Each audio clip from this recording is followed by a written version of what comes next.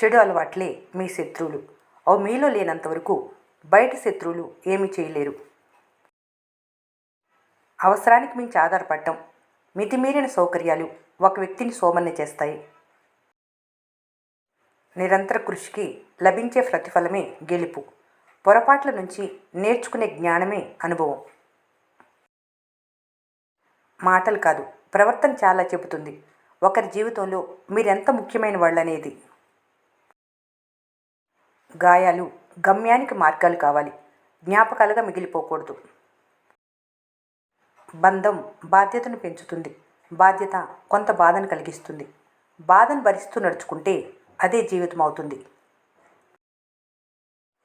జీవితంలో ప్రతి క్షణం విలువైంది. అంత విలువైన సమయాన్ని పనికిరాని విషయాల గురించి ఆలోచిస్తూ వృధా చేసుకోవద్దు. ఇనుమును నాశనం చేసేది తుప్పు, మనిషిని నాశనం చేసేది అహంకారం. జీవితంలో ఏది కోల్పోయినా ధైర్యం ఒక్కటి ఉంటే చాలు, అన్నీ తిరిగి సంపాదించుకోవచ్చు. అంతులేని దరిద్రం నుండి అవధుల్లేని సంపద కలిగిన స్థితికి వస్తే మీ అదృష్టాన్ని అహంకారంగా కాకుండా ఉత్తమమైన సంస్కారంగా మలుచుకున్నప్పుడే సమాజంలో మిమ్మల్ని గౌరవిస్తారు, లేదంటే పొగరుబోతుగా నిర్ణయిస్తారు. కారణం లేని కోపం, బాధ్యత లేని యవ్వనం, గౌరవం లేని బంధం, అలంకారంతో వచ్చే అందం శాశ్వతంగా ఉండవు. మంచితనం అనేది నటిస్తే వచ్చేది కాదు, పుట్టుకతోనే వచ్చే గొప్ప గుణం.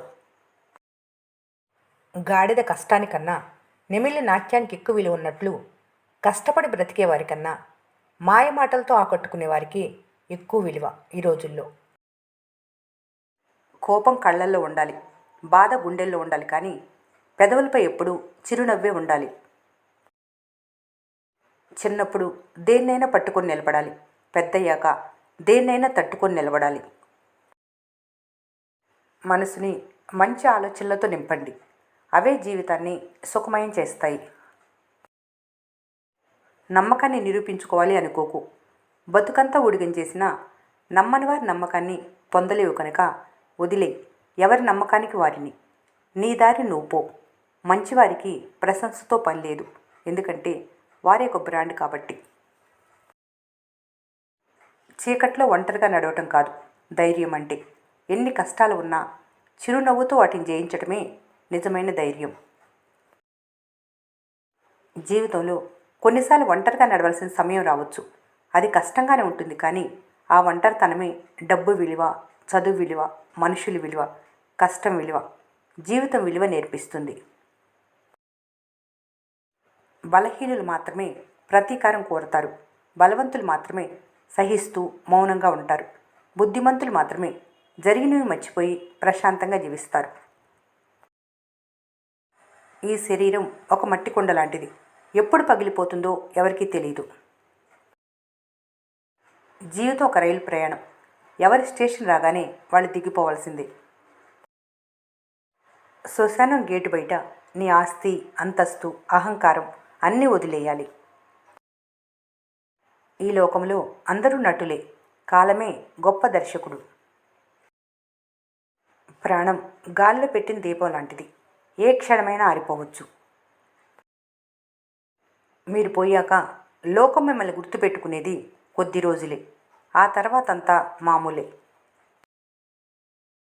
ఇప్పుడు మురిపించే యవ్వనం సాయంత్రానికి వాడిపోయే పువ్వు లాంటిది. మంచి చేయాలనుకున్నవారు మంచిగా నటిస్తారు, వంచన చేయాలనుకున్నవారు వినయంగా నటిస్తారు, కానీ నిజాయితీగా ఉండేవారు పొగరుగానే ఉంటారు. నిజాన్ని నమ్మించాలంటే రుజువు కావాలి, అబద్ధాన్ని నమ్మించాలంటే నటిస్తే చాలు. తోటివారి కష్టం వస్తే తేలిగ్గా మాట్లాడకండి, రేపు అదే కష్టం మీ తలుపు తట్టే అవకాశం ఉంది. ఎందుకంటే కాలానికి ప్రతి ఒక్కరిని ఒకే స్థాయిలో నిలబెట్టే శక్తి ఉంది. మనిషి అన్నీ కోల్పోయినప్పుడు కాదు, తనపై నమ్మకం కోల్పోయినప్పుడే నిజంగా ఓడిపోతాడు. కాలం మారటం అంటే క్యాలెండర్ మారటం అని కాదు, మనుషుల ప్రవర్తన మారటం. ఎప్పుడైతే రోజు పలకరింపు ఉంటుందో అదే మంచి పరిచయమే గొప్ప స్నేహంగా మారుతుంది.